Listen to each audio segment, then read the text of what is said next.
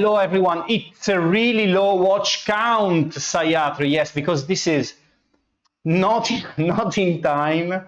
The day after it should have been, and everyone was caught by surprise. What the hell is happening here?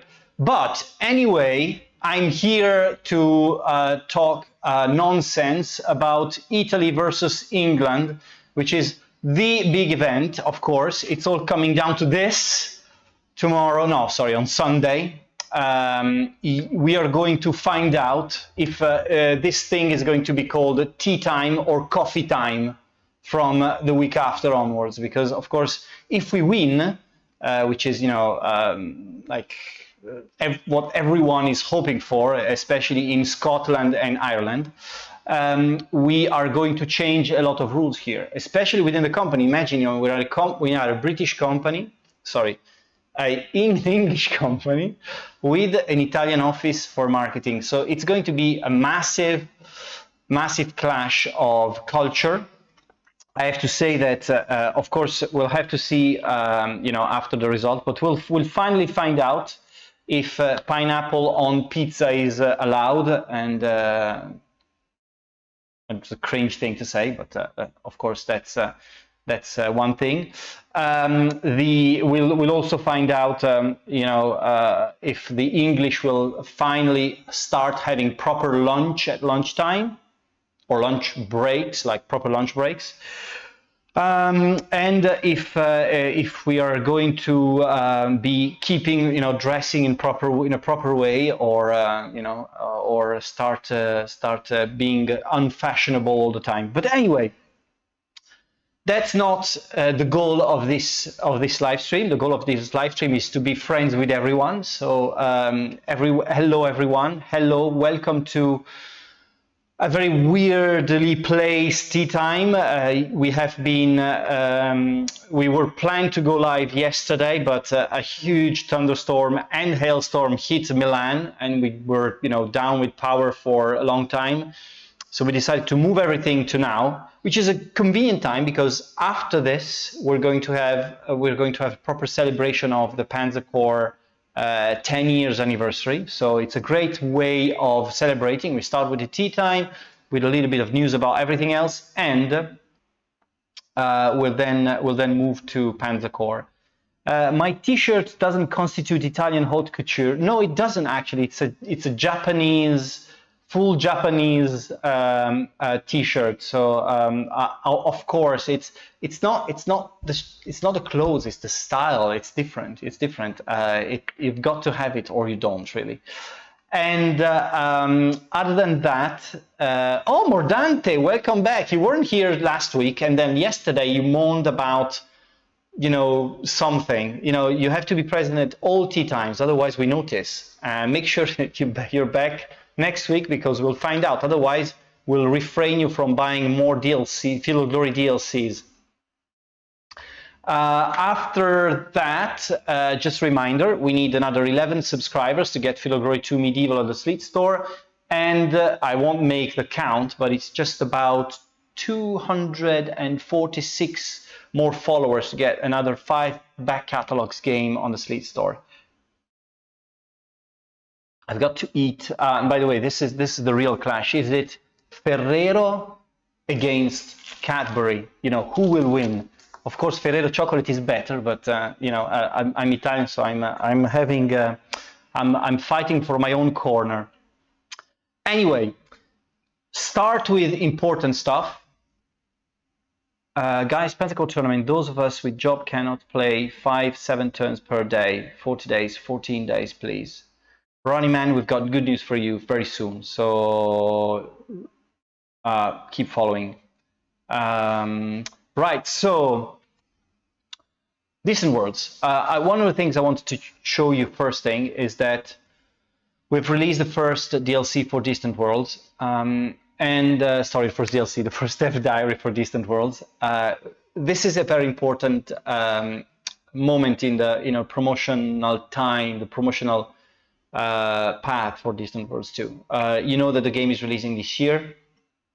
We are going to be releasing a lot of more materials from now on, but this is the stepping stone is that we started trying to give you more information about, the background of Distant Worlds 2, why we started developing it, the team behind it, how it was conceived, why it was conceived, and you start understanding more about the scope of the project and how Distant Worlds 2 is now becoming a completely new world of its own. And the first dev diary focuses very specifically on the three things that are the key elements that made us do this jump into new technology and everything. So we've got a little bit of information about the engine we're using, which is important because it allows us to do the very specific things that Distant Worlds does. A world that's living whilst you play. That's one of the most important things. So we needed an engine for that would allow us to do all these things. So you go to the dev diary, you've got all the information there about that.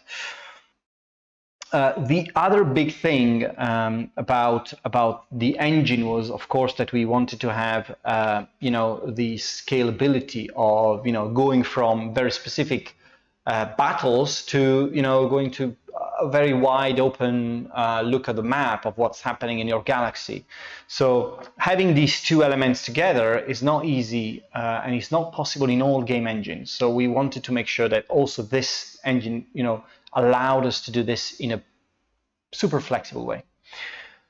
The second element which we focus on the dev diary is UI. Now, many of you have played Distant Worlds, and we know that UI in Distant Worlds has always been a stumbling block because it was almost like the most important element that was putting people off. Distant Worlds is a complex game, and it wasn't conceived from the outset to to appeal to such a big audience. It just happened because the game is so cool and great and deep. So it wasn't possible for us to dramatically change the UI in Distant Worlds universe back in the days. So we actually, when we actually started developing Distant Worlds 2, we had this in mind, where the first goal would be, make it more accessible. And it doesn't mean it's going to be easier. It doesn't mean it's going to be, less deep in a way, but it's going to be easier to learn and easier to dive into different menus and so on. So I've got a few notes here I just wanted to share, but UI-wise, if you want to go, maybe Bruno, to one of the busier screenshots, we can go to these in more details. Yeah, maybe just this one full screen would be great. So basically, what you see there is that you have the top left. Just can you try and do it full screen, please? Yeah. So the top left there, you've got all your major headings, right? So you've got empire, diplomacy, you've got colonies, exploration, and resources, and so on. On the top right hand corner, that's where you have your basic piece of summary information, your current research project. You've got like up there, you've got the number of colonies and populations and so on. Now, on the bottom middle, this is something you can see more in a screenshot, in another screenshot. So I'll come back to that later. And then you've got all the details of what you're looking at in this specific moment when you drop down the window of the top left menu. So without that, then you'll see, okay, this one is an interesting screen. So go back to this one. I see a bar at the bottom, but I can tell that's the right screen. The bottom middle, you see the information of what is on screen at the moment. So you can link directly to a specific planet or specific ship and so on. It will tell you all the details about that specific element on screen. So a more contextual screen of what UI element, that's what's happening at that specific moment on screen, whilst all the other surrounding UI elements are more about the game and what the game status is at that moment. So we tried to give a shape to the UI so that once you dive into it, okay, it's not going to be easy, super easy at the beginning, but once you're into it, you kind of immediately know how to use and what to use at the same time. It's super easy to understand. So it's a lot of work went into this because the game remains very complex and deep. So you've got to do with all this information. But we really tried hard to make sure all this information were well displayed. So the last point we wanted to cover with this dev diary is automation. This is a big thing with Distant Worlds. One of the big successes of Distant Worlds is making sure that if you don't want to take care of everything, you can actually get the game do it for you. But we've got more on Distant Worlds too, and we wanted to make sure that players who really weren't interested in specific parts, they could really let the game play for them. And so you'll have all the information about that. So you've got the link, hopefully there's a link to the dev diary, and it's been posted already or will be posted. Check it out, make sure you give it a go. It's super interesting information, and also you get to learn more about Distant Worlds 2, which is great. Of course, the game is wishlistable both on the Matrix site and on Steam, and we'll get more information for the game very soon. We'll add also more people to the beta, so make sure you subscribe to the beta if you want to contribute to make the game better. And also, make sure that you tune in for more information. Dev diaries are going to come about every 2 or 3 weeks now. Hopefully, in a constant way. Every couple of weeks time, you'll have more information about the product, but also, will allow you to understand a bit more what we're trying to achieve with this game. So, stick with us. Chicho, I connected right now. What's up till the moment? Well, we talked about Distant Worlds 2, and we talked about the football, so not much else. Current timeline: 3rd or 4th quarter 2021. Cornac. I think it's more going to be probably Q4, so from October onwards, but still chances that we're hitting before that. Honestly, it's very much down to how beta goes, but there is very, very little chance, very little chance that it goes past these. So it's definitely a 2021 game.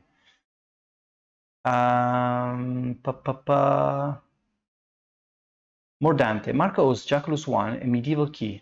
He PM'd me thinking I might have one. You broke his heart with your joke. Oh my goodness, this is really bad. I don't know what to say. Listen, is Jackalus around or not? If he's in the chat now, he gets a key. If he isn't, tough. Will there be any early access program, Arcol? No, there's no early access. We'll release the game. And that's it when it's done. And we, it's not like. Of course, this is a kind of game that's growing over time, but we're not planning to do a vertical slice or anything. It's not going to be like pieces of a game and then add on top of it. There will be a lot of work after the game is released, but it's going to be like fixing and improving rather than just adding features and things.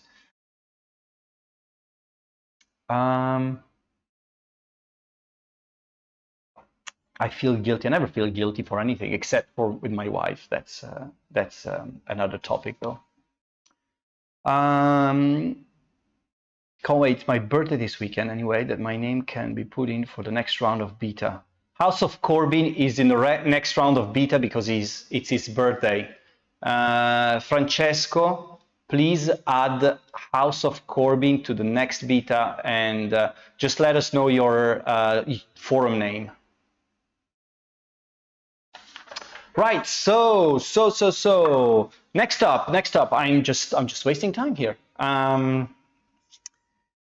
Right, so on Battle Sector is just weeks away from release. We have like I think 2 weeks away from release. So we just released a video for the Tyranids. So we wanted to show the video for the Tyranids and show you how big these guys can be in the game and lethal as well. And then we'll get back to the live.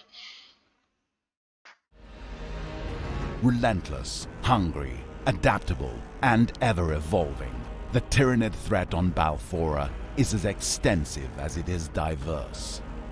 Individually weak, yet produced in vast numbers, the Gaunts are sent first into the fray to test their enemy's resolve and overwhelm the beleaguered defenders.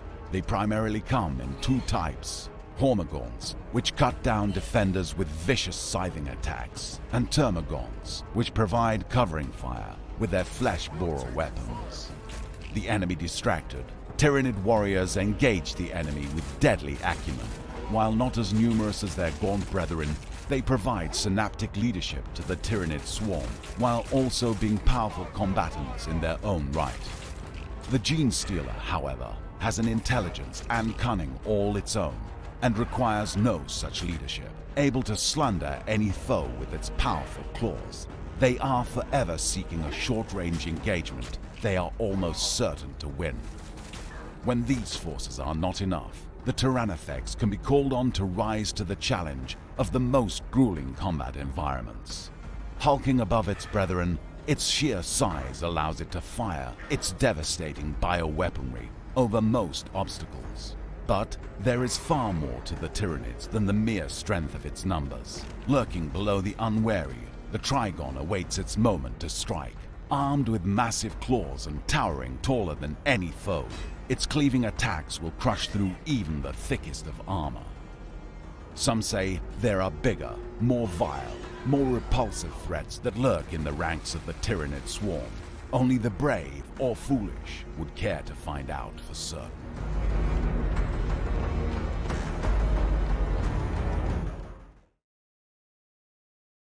You just saw a Tyranid giving birth live on screen. You don't have that on Twitch every day. Yes, we moved the release date to the 22nd. That's purely because of market reasons, nothing to do with development or anything. The developers were actually, Black Lab's been exceptional in delivering everything on time and so on. So definitely not their fault, just a marketing choice.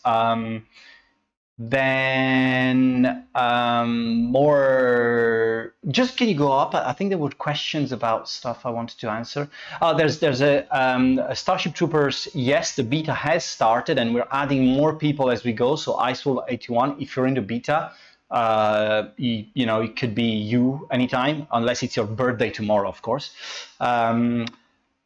Any news about release date for DW2? Commander Ravelli, we said between end of Q3, beginning of Q4 right now, but we'll tell you more about it later on.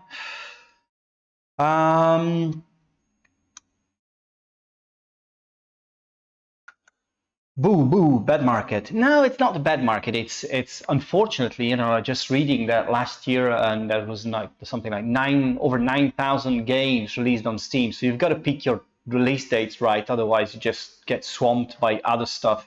You know, and as a publisher, that's our role, right? Pick a date and move it, and then move it again, and then move it again. You know, that's our what we do best, I guess. Richard, you're not allowed to do any football joke on the chat, and it's not well, it's coming home. What's home, really? We don't know. Will be additional faction release for Battle Sector. Cornac, well, that's the goal, really, that, you know, the game, if successful, expands into, you know, future factions in a way. Yes, absolutely. And right, so next up, there's a new Fog 2 tournament, Mordante, Fog 2 tournament, just open. If I don't see it, don't see you in the participants, I'm gonna come and get you. This is a Byzantium tournament.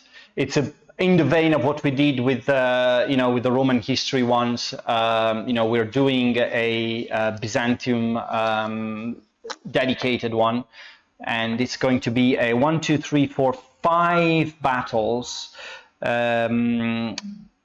Following on the evolution of the Byzantine Empire with all the technologies and such. So one of the things is to note is that when you actually play it, subscribe to the tournament, you don't have to own any DLC or anything. You just have to own Field of Glory 2 Ancients, and that's it. But make sure you get on a tournament.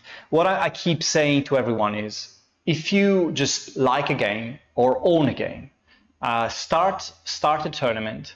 It's just fun. The Swiss chess system will put you against people who are about your level, about your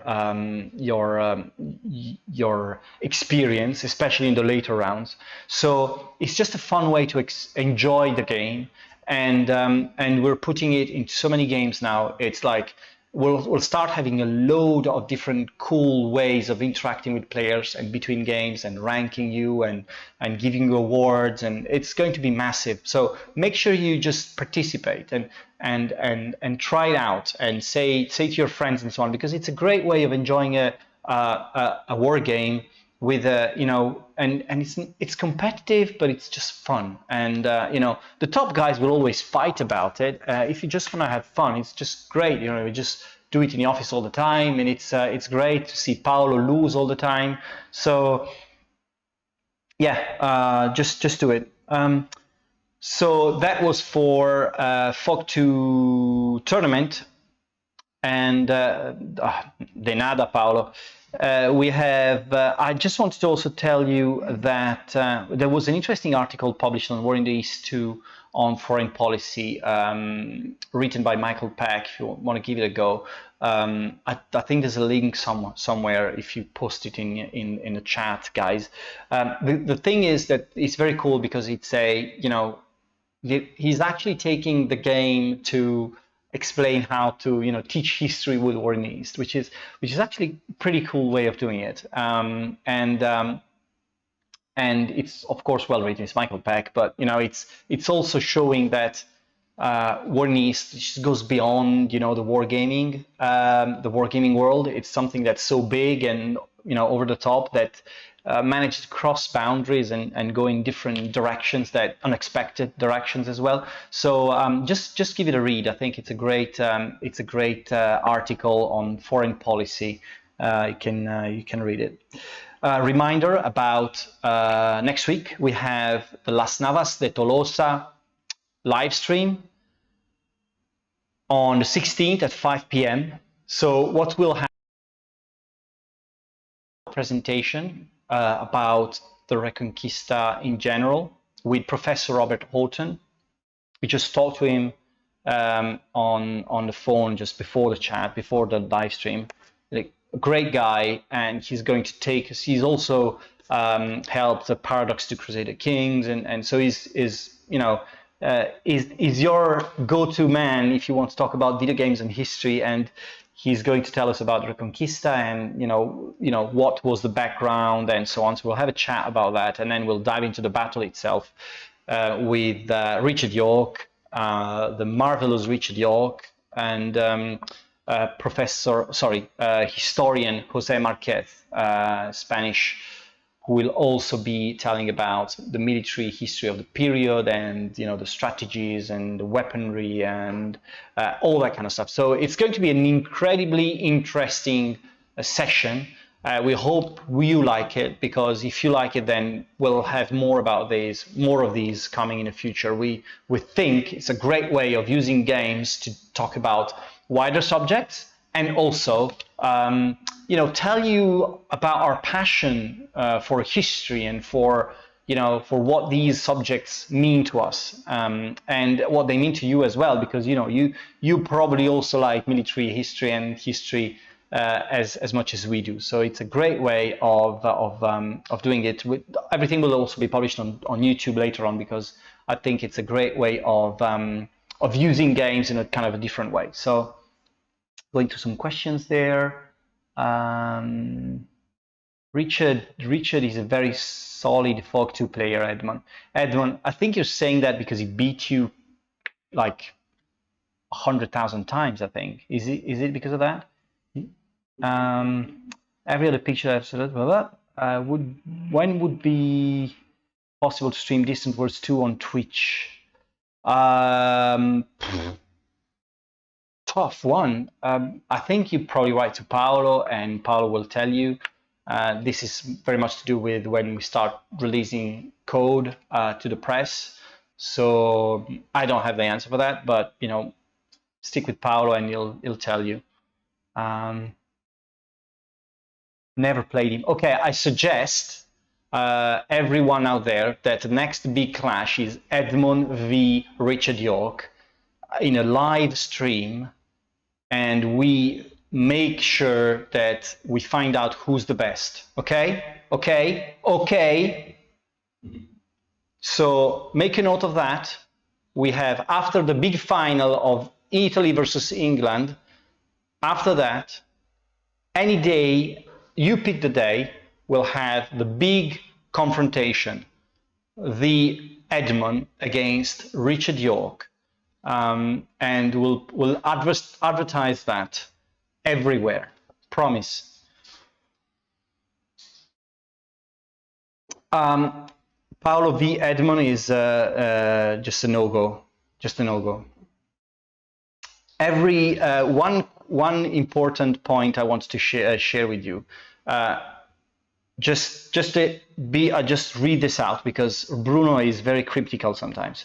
So if you're a subscriber to the Slitherine TV Twitch channel, and you also are in our Discord, Slitherine Discord server, you have been automatically added to the Twitch subs channel on the Discord server. Got it? Yes. If you got this, then go on the Discord server and you can redeem a pack of Battle Sector wallpapers that you see there for your PC and smartphone. And you'll get more goodies as we go. I hope that's clear. If it's not clear, write to Bruno or ping him on his phone. His phone number is... No, joking. Right, so any question? Anything else? Any news on World 2 combat missions on Steam? Tom, we'll still have to release Cold War, which is the next one. And after Cold War, we'll do the World War 2 series. So it's probably going to be before the end of the year. And there is a poll there. Richard York is given a 63% chances of winning, and we'll run the bets through professional betting agencies from tomorrow, and you can see that live as well. Matrix Games and Slitherine, 17 years anniversary reward, boom. Oh my goodness, that's a long time. No, Jacques 1 never came back, so he's lost a key, and I'm sorry for that. And any news on Order of Battle DLC Boyan? Yes, there is the second one. I think the second one, Roberta can get me wrong, but the second one of the Allied trilogy is coming soon as well. So it's definitely before the end of the year, but we don't know exactly when. We're finishing up mission design at the moment. 50-50, that's very much you guys out there. Everything finishes 50-50. It's just hard work. You guys are hard work. Right. So just to finish this up, we don't have a list of streams because we're having the Panzer Corps thing after this, so it's not over, but it's over. But later. Yeah, give it later to me. So stick with us. We have. After this, we have Panzer Corps 2, Panzer Corps 10th year anniversary, interview with Alex Shargin, announcement, big announcement, videos about 1942, tournaments, big stuff happening. So I'll throw all these papers away and I'll keep this for Panzer Corps, and I'll be back to you in like 4 minutes, 5 tops. Cheers.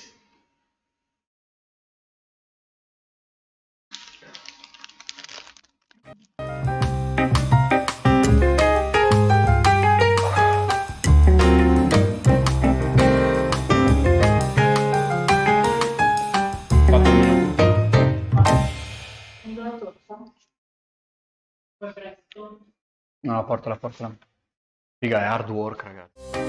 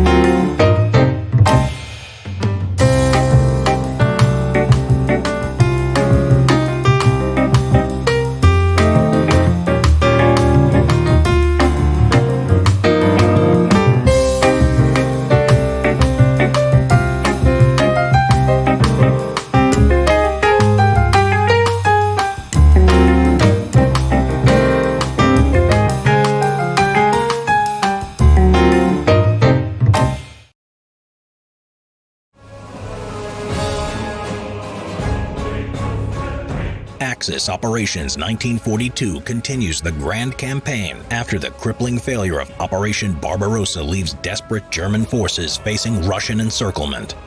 The first order of business then will be to break free of the Russians' icy grip at Rzew, followed by bold and decisive moves to rescue trapped forces at Demyansk. You will have to hold out for as long as you can. As summer returns, the road to Stalingrad will open once again. The epic Battle of Stalingrad has been portrayed like never before in a World War II game, and you will be in direct command. Your air forces, made useless by the inclement Russian climate, might find value in other theaters. Take control of them in the new close air support missions in other regions and provide key strategic support that could shift the balance of war. Included in Axis Operations 1942 are briefings with historically accurate German leadership from this period for key engagements, new units and models, and for the first time, 2 different endings, plus all of the mainstay features you've come to expect from Axis Operations, like the option of importing your core army from the previous Axis Operations DLC, and an expansive campaign filled with strategic challenges and detail. If you've not started your Axis Operations campaign, you can drop right into Axis Operations 1942 with a pre-made core army and join the fight against an overwhelming Russian onslaught.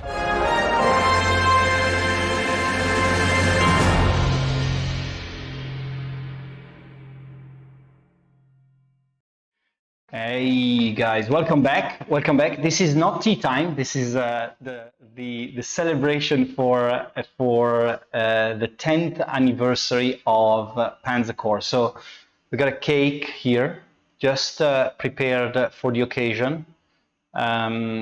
This is done by a cake designer, and we will eat this afterwards. I'm sorry you can't make it, guys, but we'll eat it for you. And make sure that we send over a piece to a slice of cake to Alex Shargin, who will join us later in the live stream.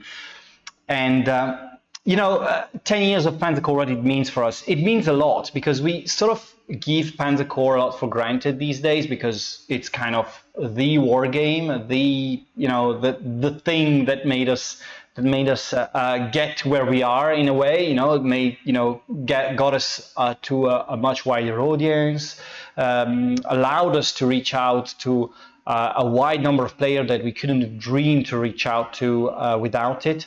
It's also a game that has a core following, but it's also got a load of players that are not even touching live streams or YouTube videos or things. They're just like people or like want to play a Panzer Corps game or Panzer General game, and we very seldom have to the opportunity to talk to them. So we wanted to make this celebration to give you an idea of what Panzer Corps means to us, and also invite Alex, who's usually very shy and doesn't really speak too much, but he's a genius of a designer. He's a great person. And we've been working with him for now over 10 years, a lot over 10 years, and we're happy that he'll accepted to join us in this. So I wanted to first start with a few announcements. So you've seen that 1942 is released yesterday. So this is the, I think, 4th installment. Spain, 39, 40, 41, 42, 5th installment in the Axis Operations series. Designed by Kerensky and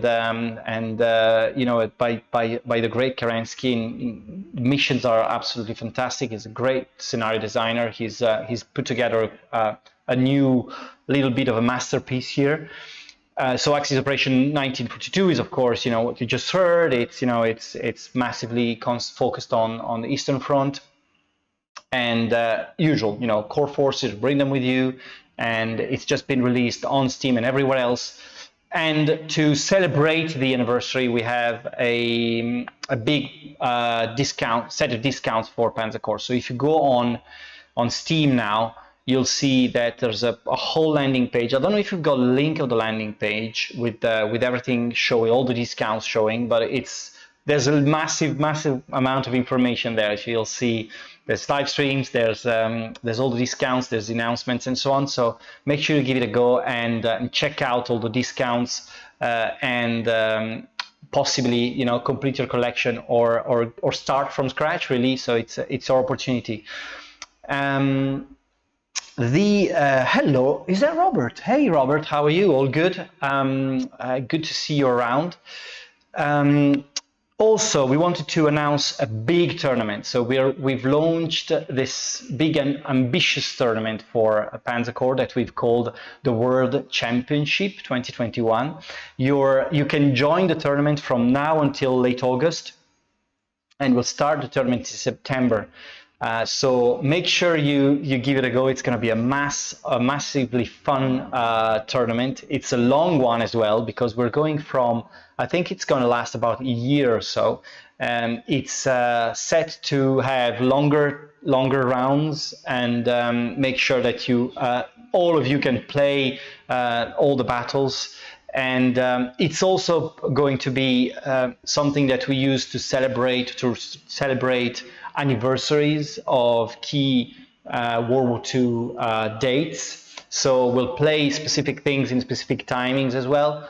We're designing multiplayer missions especially for these tournaments. So we're trying to sort of use it as well as in a way to help you discover more ways of playing the game and give it a broader scope as well. And sale page at the Slitherine site too. Thanks, Pixel. You're rightly so. If you go on a tournament, can you go on a tournament page, Bruno? Yes, great stuff. You'll see there's no like fixed amount of slots available, so anyone can subscribe. It's also on GOG. I think it's everywhere. I think the sale should be on Games Planet as well, and on every other channel and every other third party. So it's the anniversary. So we want to really be present everywhere. So here you go. So we just launched it. It starts on September 1st and will go on forever. Round time is 15 days, and we hopefully hit a record number of players there. And make sure that you subscribe, because it's such a long tournament. Anything can happen, really. People can drop, people can I can't see anything anymore. Okay, and people can drop, they can go back, and so it's going to be a really fun tournament. So make sure you join us for that.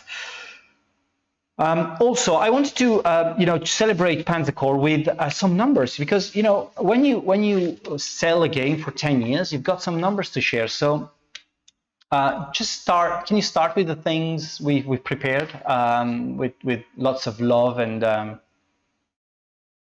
so that's go back. You go back. Right. Okay. Right, so the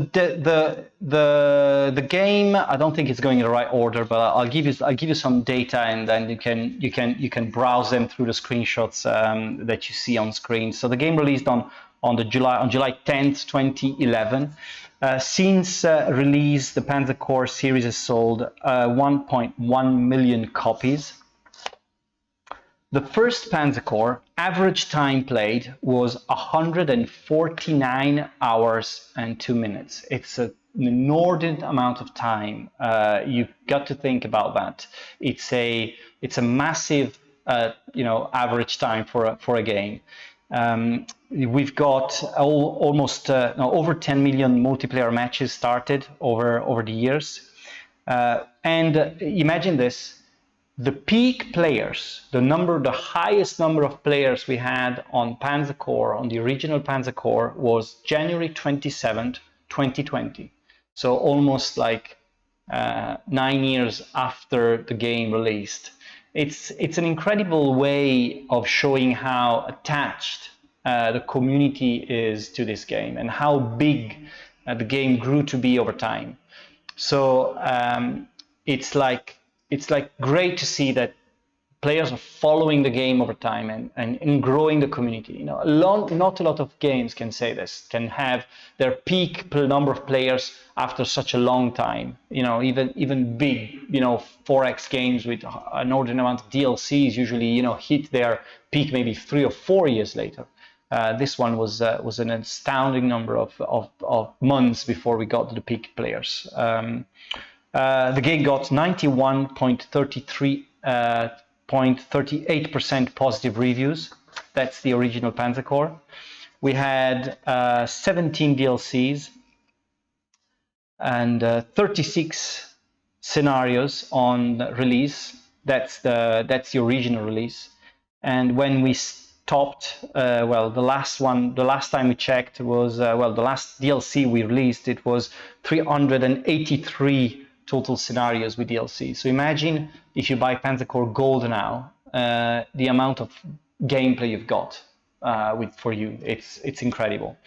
Panzer Corps the original Panzer Corps has 714 units without duplicates. That's also a big number, but I'm going to show you more impressive numbers now. Right, so because you remember the number of scenarios we had for the original Panzer Corps when released, 36. The Panzer Corps 2, when it was released, had 99 scenarios on its own. So it's 3 times the number of scenarios we got for the original Panzer Corps and Panzer Corps 2. And we already have 186 scenarios with the 5th DLC released, or with 1942. So it's incredible that, you know, we managed to, well, Flashback managed to, you know, improve on every single number so far that the Panzer Corps series. Same with number of players and so on. So it's really improving on every single aspect. Right now, the game contains 987 units without duplicates. So it's already more than we had on. Thanks for resubscribing. You have an unpronounceable nickname, but I love you anyway. So 997 reviews, units for Panzer Corps 2. It's an immense amount of units. It's content. Panzer Corps 2 is so big that when we are having the first discussions with Alex, and he had this idea of making it so big, we were like, "Are you sure you want to make so much content for the game? Is it not enough, you know, to start where we were starting with Panzer Corps?" And he was really keen into releasing a massive game, and he did, and it's great, and we just love where we are, and we look forward to see what's next, which, by the way, we are excited to announce to you today. We're excited to announce to you the next Panzer Corps 2 DLC. I don't know where to start to say this, but it's great because for the first time we're completely changing the theater of war. You're going to be able to play Pacific for the first time starting this year, so 2021. We have a Pacific DLC coming before the end of the year. We've been in development with this for quite a while. We weren't sure what to say, when to say, but we thought, you know, the anniversary was a perfect time to announce this. We are incredibly excited about this one because it's really going to take Panzer Corps to the next level, to a wide new setting never touched before, and you know, when you take Panzer Corps and take it to such a, you know, different theater of war, there's a lot of work to do. It's not like just throwing maps together. We have been really thinking about, you know, about this very carefully, because it's not like we don't want to just throw stuff out there. We just want to make things in a proper way, and Flashback is really, you know, keen in making something that's relevant to the theater. So before making the decision, with a lot of discussions, but, you know, we've decided that it was the right time. So it's going to be Pacific coming before the end of the year, and we're super excited about. This is very early alpha screenshots we're showing to you, but you've got the units, you've got like enough there to get you excited and make sure that you you follow the development of Pacific, and we can add another release before the end of the year. We're excited about this. But before I've said a lot about Panzercore. I want to now try and connect with Alex and see, talk to him about the series, and let me try and see if everything works. Our historical problems with sound. All right, so Alex, can you hear me? Alex, can you hear me? Hello, I can hear you, but I have to rely on Twitch stream. Okay. Can you hear Alex, guys? Yeah, because let's see. Yes. Okay, it's working. So there's going to be a little bit of delay, but I'll ask the question. I'll let Alex respond without doing many interactions, and hopefully this will be going down well. Alex, can you start by saying how you thought about Panzercore in the first place and how it came together at the beginning?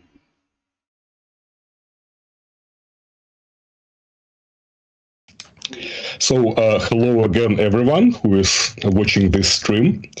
And, it started so long ago, I can hardly remember anymore. But Panzercore, what would become Panzercore anyway, it started as a hobby project of mine. It was the project to remake Panzer General classic game. And I always wanted to develop games, and for me, the goal was to try to create a game with improved UI, improved user experience, improved AI, but keep the rules and the basic game formula the same as it was in the Panzer General.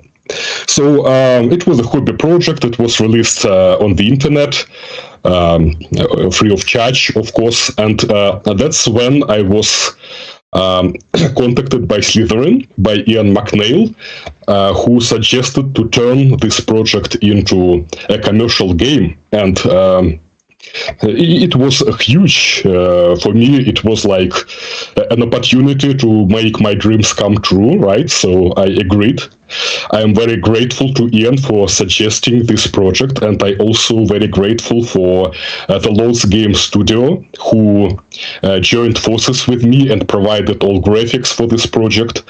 And all together we created Panzercore. So it released 10 years ago exactly, on 11th of July. I still remember it very well, and if you told me back then that 10 years later I would still be developing basically the same game, I would be like, get out of here. But yeah, here we are. To be honest, I thought that no one would be interested in playing this game besides myself and a few enthusiasts like myself, but it turned out that there were actually many people who still enjoyed this turn-based, hex-based, gameplay formula. So yeah, that's it basically. In terms of where you started and where you got to, it would have been something different you would have done for Panzercore 1? Was it the perfect thing you wanted to release?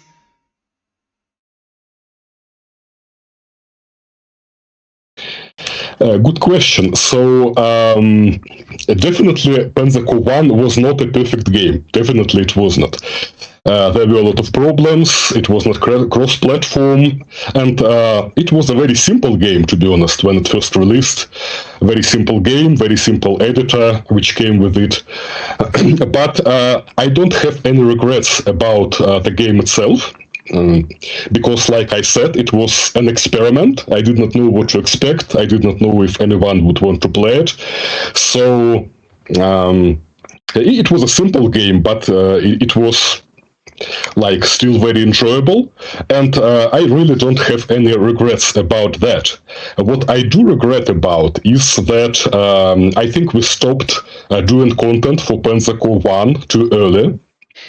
And now looking at like Steam stats and seeing that people are still playing PzC2 1, like several hundred of people playing the game every day, 10 years after initial release, now I realize that definitely we could create more stuff, more content, explore more different theaters of war, different factions and stuff with that game. So yeah, I think that was a mistake, but too late now. We can only fix this mistake with PzC2 and not repeat it. What were the goals with the sequel? I mean, when we started talking about the sequel together, what were the goals to, you know, of PzC2?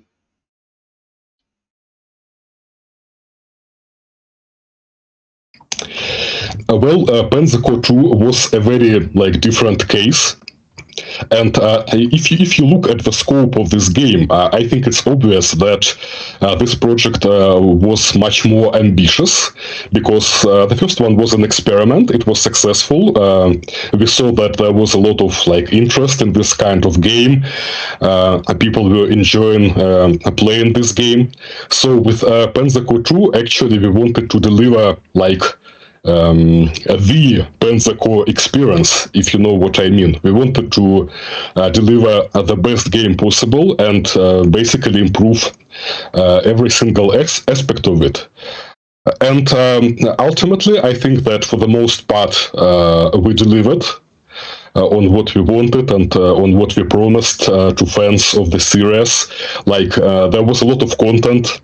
There was 100 scenarios in the initial release, but also there was a random scenario generator for people who enjoy this kind of thing, and there was multiplayer, there was classic play by email, which a lot of people like, but there was also online multiplayer, which other people prefer, and there was a very advanced editor from day one, and there was full-blown scripting support with a programming language. It's Lua, and there were a lot of other improvements like briefing system.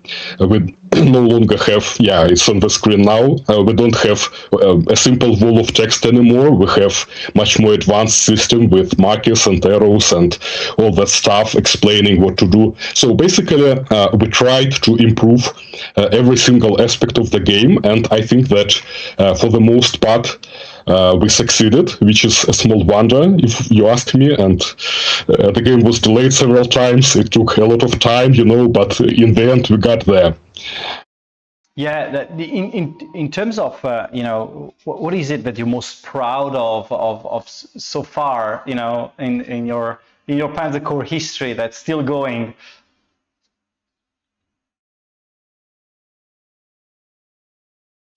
Yeah, well, actually, I can say that I am proud about quite a few things about this series. So I am proud that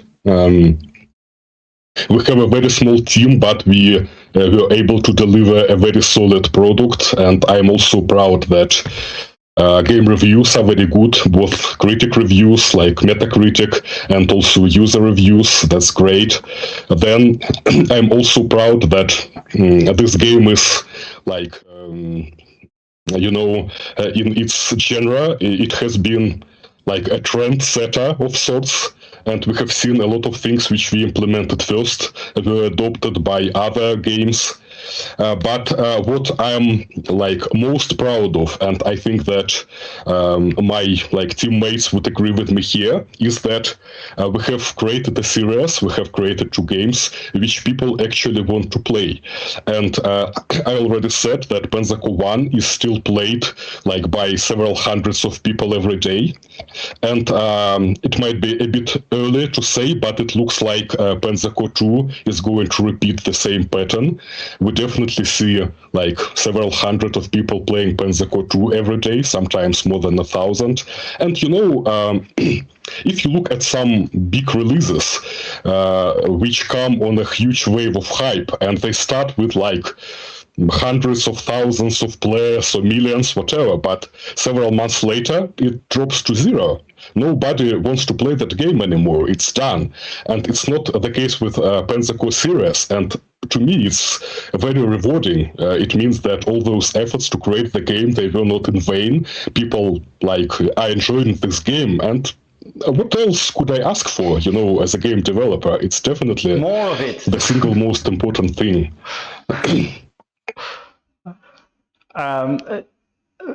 Right now we've announced Pacific, but we wanted to sort of look at, now we're going to have like 2 streams of content. Can you give us a bit of an outlook of what's going to happen on Axis Operations series first?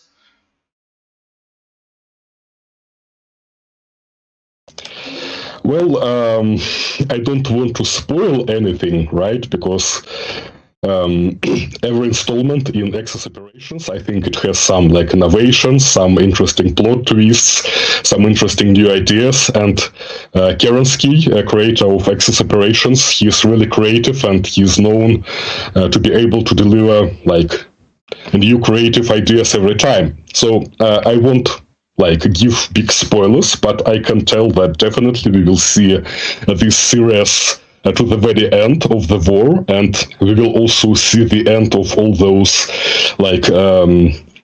the storyline, the story of all characters involved. We will see it all to the end. And we often talk with Kerensky about the future, about subsequent DLCs, and there are many surprises awaiting. And the biggest general thing which I can say without giving away much is that definitely this time around we are going to see a lot more alternative history. Because, with Grand Campaign, it was mostly historical path, except the last few scenarios. This time around is completely different. There will be a very substantial alternative history branch, but it will not be the only branch. You will not be limited to some crazy, not possible in real life alternative history stuff. So historical and fictional will come in parallel, and both branches will see a very detailed development. So definitely there will be a lot of scenarios no one ever played before, because obviously with alternative history, every implementation of it is different. So yeah, there is a lot of stuff ahead. What about Stay Pacific? tuned. What about Pacific? It's a totally new setting. Everything is a bit like an open new world, right?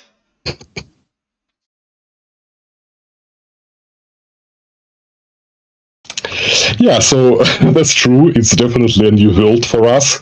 And that's actually one reason why we decided to go Pacific first. Right, because everything else people have already seen in this series, but not this, obviously. And also, of course, we understand that people wanted to have some light content. Our players have been asking us all the time, so we wanted to deliver rather sooner than later. I mean, if you waited for the end of Axis Operations, it would be, I don't know, another year or maybe more. But yeah, we wanted to provide such content as soon as possible.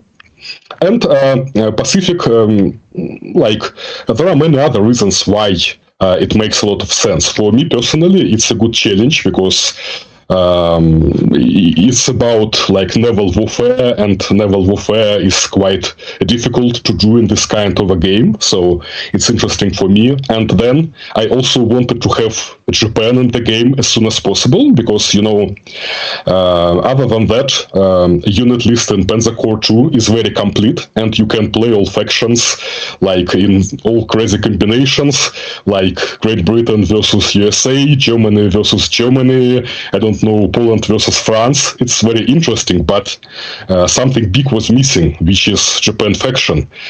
Japan had a lot of native original stuff, like native aircraft and ships and tanks tanks and everything else.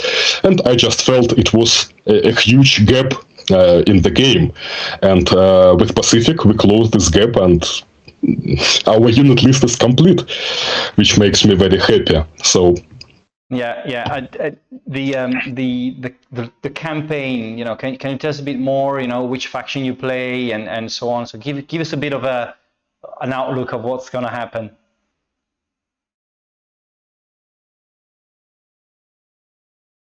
Yeah, well, speaking about campaign in particular, it will start with USA only. So you're going to play for United States against Japan.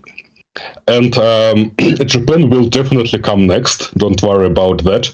But it will have to happen later, because you know, with the base game, we were often asked, why didn't you deliver like all factions at once? Why only Germany? Why not also USA and Soviets and Great Britain? And the answer to that is, when you deliver everything at once, the quality will suffer, and we don't want the quality to suffer.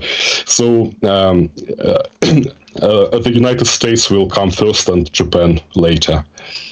And in terms of the unit list, you know, can you tell us a bit about it? You know how complete, you know, how many, you know, what you're planning to do with that?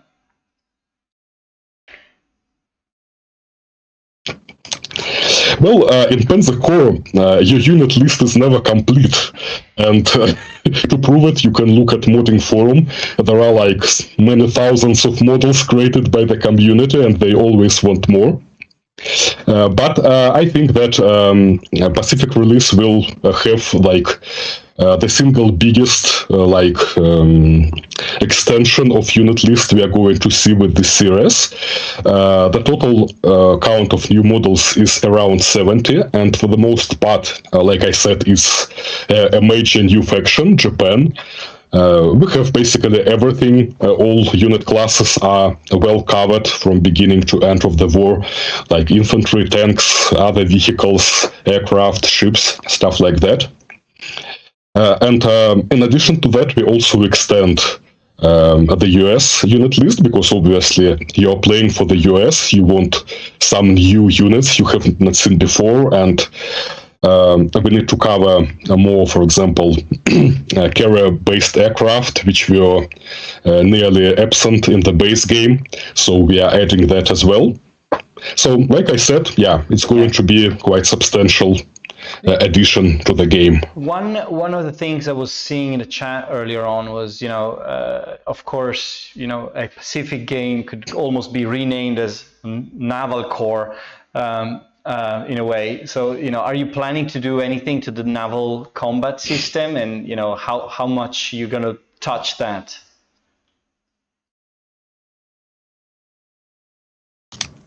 Absolutely. I would say that in terms of game rules, it's going to be our first priority.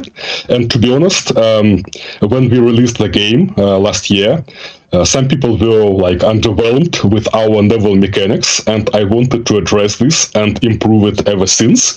But the Pacific gives me a perfect opportunity to do it, because imagine I would be like, okay, we have improved our naval rules, so now you can control your, I don't know, the only cruiser in the whole campaign using new rules, right? And who would be excited about that? But in Pacific, you're going to have like full-blown naval battles, and you can have ships in your core. They're going to like advance, gain experience, stuff like that. So definitely it's like a focal point of the whole campaign. So for me, it's definitely a perfect opportunity to revisit naval rules and do a lot of changes, how ship works, how submarines work, how submarines and destroyers interact, how naval landings work. Some supply rules will be changed as well related to naval landings, because in PzC2, obviously, when you land on an island, you are immediately encircled. That's not ideal. We are going to adjust this aspect.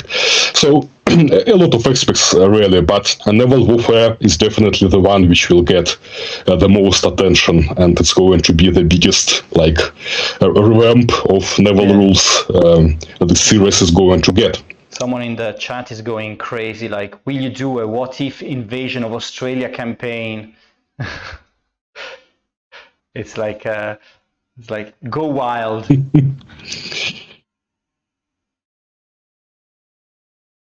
Maybe we shall see. In terms of the future of Panzer Corps, where do you see it going in the further future?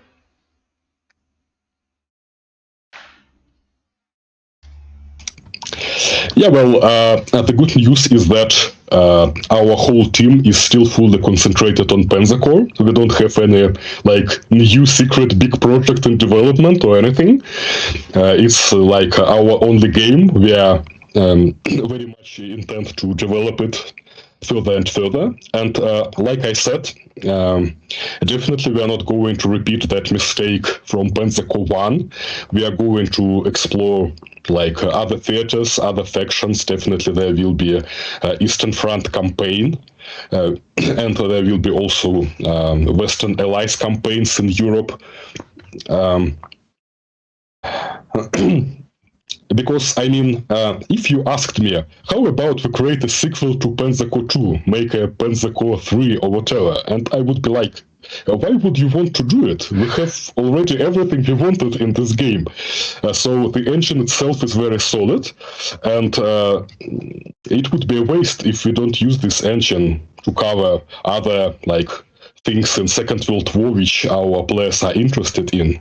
Yeah, no, I agree. And you know, is there any other feature you dream to add, or you would like to add, or you're already working on that would you like to say about?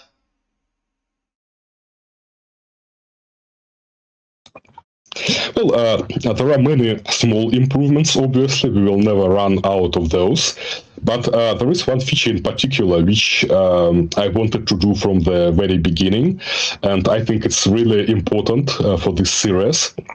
As I said, for the most part, we delivered what we promised, but there was one big, like, omission, and that's random campaigns. So if you don't talk about like extra content, scenarios, missions, whatever, and about core features, then definitely it would be like their feature which I want to mention here. And this is actually a very complex feature. It's quite hard to balance a long random campaign, and we also want some meaningful briefings in this campaign as well, not just like just missions, you know. So it's a huge feature. We have already done some work in this area, but definitely we are not ready to release it yet, and it's not coming this year or like really soon, but eventually I really hope to deliver this. I think it would be like huge for this series. What do you expect from the tournament, Alex? This big tournament we just announced. I expect a lot of stress, you know, because it's going to run for 9 months, I think, and we will definitely need to keep it in mind all the time. Like every time we release a page, we'll need to make sure we don't break anything and to make our like participants angry at us and things like that. But also I see it as an opportunity because, you know, I never considered our multiplayer perfect and good enough and complete. But to be honest, in most cases, single player had to take priority, and we did not deliver like a lot in multiplayer department in the last year. And this big tournament is definitely a good motivation for all of us to work more on multiplayer, improve what we have. I mean, what we have in multiplayer, the base, like the basis is solid. Both play by email and online modes work. That's okay, but we have a lot of issues with like, you know, user interface, user experience, flow. Like you don't know when it's your turn.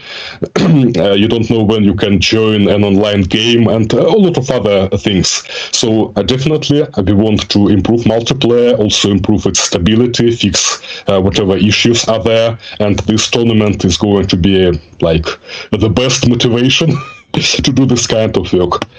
Yeah. I'll answer one question, and whilst if someone wants to ask a couple of questions from the audience, we'll take them.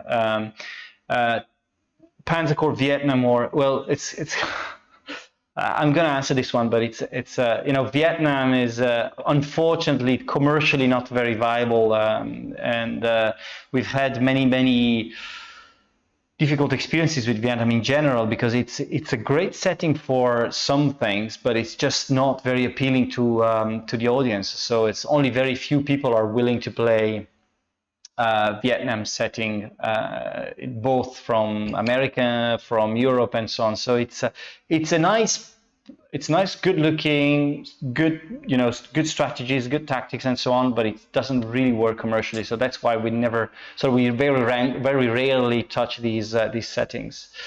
Will there be more settings in options, especially in random scenarios? Will there be more settings in options and especially in random scenarios, Alex? Absolutely. So I definitely have a lot of ideas about this, like new map types, new mission types, and stuff like that, and new parameters you can configure for the scenarios.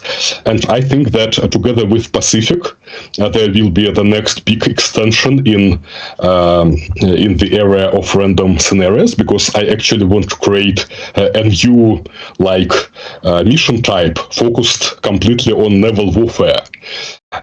So you will have a naval map, some ports which can be captured by ships, stuff like that, and you will play on this kind of map with up to 8 players, free for all, And for us, it's actually like a proof of concept. If we can make this type of mission interesting, it means that we have good rules for Pacific in general. So that's something you can expect. Is it something you're dreaming of, to do a strategic version of Panzer Corps, like doing it more like a high-level game than Panzer Corps? Is it something that you've had in mind in the past or for the future?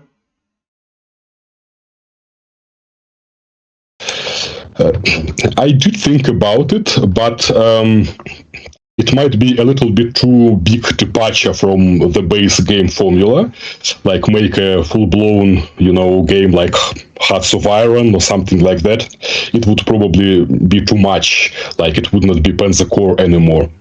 So what I'm thinking instead, maybe when we finally come to those random campaigns, which I mentioned, maybe they could be done not only in the form of a line of missions, but also maybe a map of Europe where you can select the next country you attack or next area or whatever. Maybe we could do this kind of strategic layer, but I don't think we will go much further than this. Right, there's a lot more questions coming, so I'll take another couple before we lead you to the next set of streams. So Boyan asks, could you give us examples of naval combat rules redesign that you're considering for the Pacific DLC? Well, I don't really want to go there, because everything I tell now, it will be considered as a promise I am making. And the truth is that we are right now doing a lot of internal testing. We play multiplayer games, single player games, and we are trying to see what works and what does not. And at this point, it's a bit too early to say, but definitely you will know everything about this in advance. You won't need to, purchase the game in order to see it. We will be very open with communicating this. It's just, you need to wait a little bit more for that. All right. Are you planning to keep heroes system and commendation system in Pacific?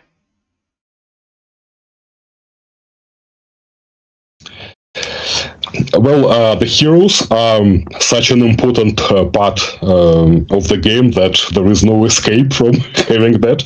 It will be slightly changed, and there won't be as many heroes as in Axis Operations, for example, because because of the sheer length of the campaign, it's getting a bit hard to manage your heroes and stuff. But definitely it will remain a very important element. And what was the other one? Commendation.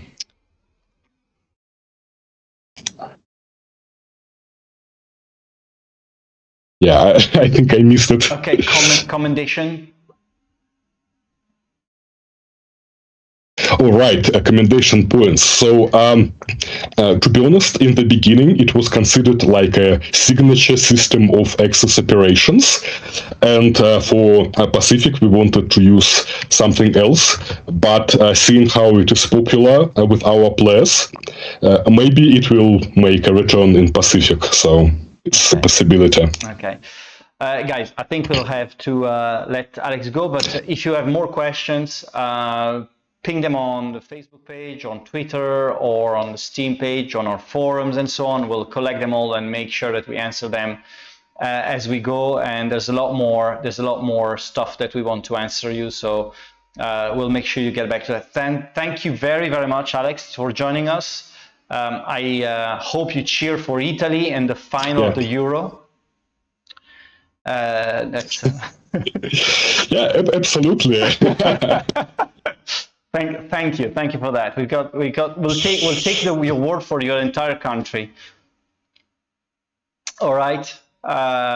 Thank you for sharing all this information. Everyone. Thanks, guys. Bye, Alex. It's great to have Alex with us. He's always so insightful and so on. So makes it great to talk to him. I think we've got a list of streams now. And we'll get to the next stuff going. So I won't even mention the timing because it's all over the place. So next up now we've got Hexaboo playing 1942, and after that we have Edmund playing after 2 hours. We've got Edmund playing the No Tanks Challenge. We'll play with only planes and other vehicles. I like how Edmund likes to be creative, so I hope his planes are all pink. And then Yok Dog after that will play. Thanks for following us, Art House Mafia. And only 10 left to add Philogary 2 Medieval to the Sleet Store. Yok Dog will play the campaign, the Panzer 2 campaign. And of course, tomorrow you've got Kushan playing Command Modern Operations. Right, guys, it's been a long one. I said you probably heard through the grapevines before in the break that it was going to be hard work. I'm not like entirely like in the full of my health, so sorry if I got like a bit down in some moments. But it's been great having you guys. Thanks for joining us. We'll see you next week. We've got another, I think, 3 tea times left before we go on holiday. So, and then the next season of Slitherine TV will open in September. Join the tournaments. I keep saying that. Join the tournaments. Make sure you tell your friends and take full advantage of the Panzer Corps promo that's going on for, I think, a week. And tomorrow is going to be even featured on Steam. So for the actual day of the 10th year of celebrations. And yeah, I'll leave it here. Thanks for joining. I'll see you next week. Bye.